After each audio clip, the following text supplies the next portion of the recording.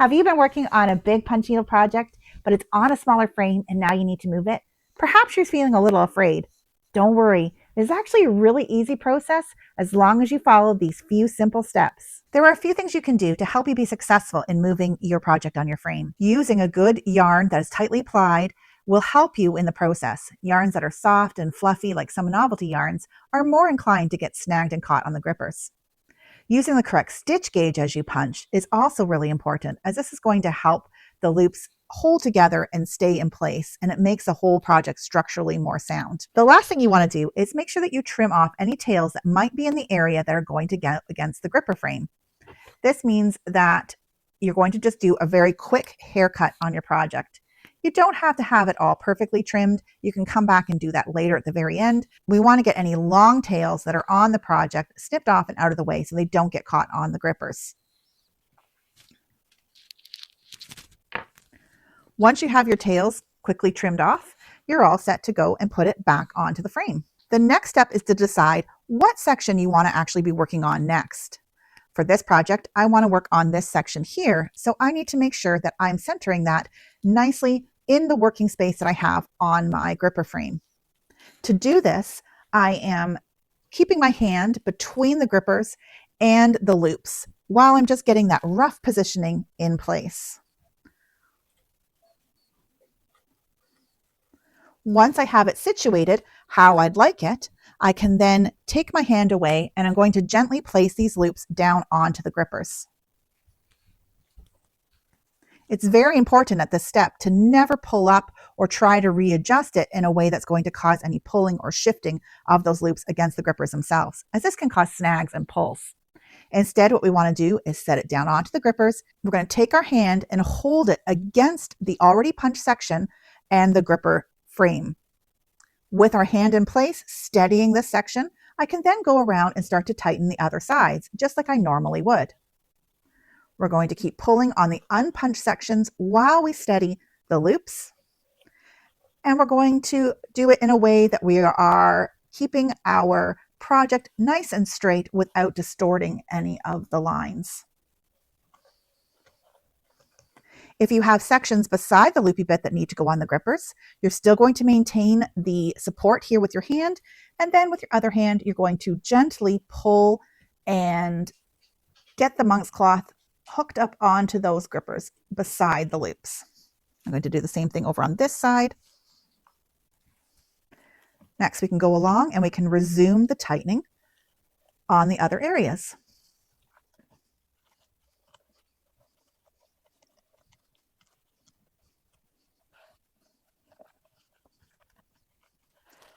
Once we have it all on, nice and taut and everything straight, you are all set to take your hand away and start punching in this section, just like you normally would.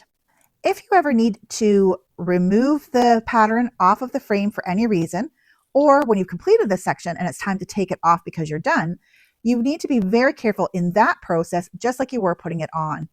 We're going to reverse the process by once again setting our hand on top of that loopy part that's against the grippers to help protect it, and we're going to release the unpunched areas of monk's cloth on the frame.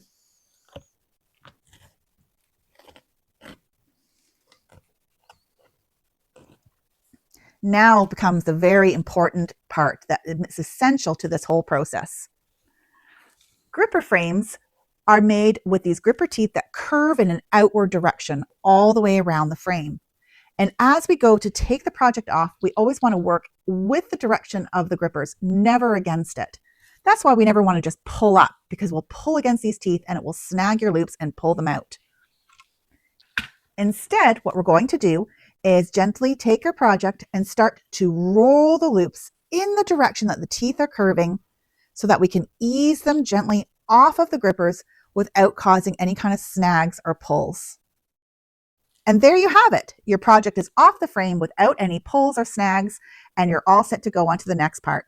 If you find that you start to get a little bit of fuzz or haze on your project, you can always use a sweater depiller to remove that fuzz and haze and make your project look beautiful and new. There's just one more really important thing we should talk about when it comes to punching a rug in segments and moving it around on a frame. And that is how we approach the actual punching itself. A project like this, with these lovely small individual sections on it, becomes a really easy one to move around because I can fill in each of these sections very easily before I move it on to the next part. And you won't actually see where the joint or the move occurred because of the way the pattern is. If I have a rug, though, that I'm working on that has a lot more free-flowing designs or a larger open space, it becomes more important to be really mindful of the sections that you're punching in. We want to treat it a little bit more like a puzzle and have these individual puzzle pieces that we are going to punch. And then when we move it, we're going to punch the coordinating section. And that's going to create a design that fits together well with no visible line going across where the move occurred. This is also really true for any of the rugs that are going to have a large background area or that have stripes on them, whether that be the border or just how you're choosing to punch the design. If we're going to have a continuing stripe that's moving through the area of a move, we want to stagger our starts and stops so that we don't have a line of cut tails going all the way across the design. That line of cut tails will really be noticeable, and you'll be able to tell that you moved your rug. Instead, stagger the starts and stops or create those jigsaw puzzle pieces that are going to fit together, and that's going to create a seamless look so no one will ever know that you made that big project on a small frame. I hope that this has given you a real boost in confidence about the process of moving your punch needle project around on your gripper frame. I'm Simone from the Oxford Rug Cooking School. Be sure to check out our online classes to learn more or find an Oxford Certified Instructor near you. I wish you all very happy punching.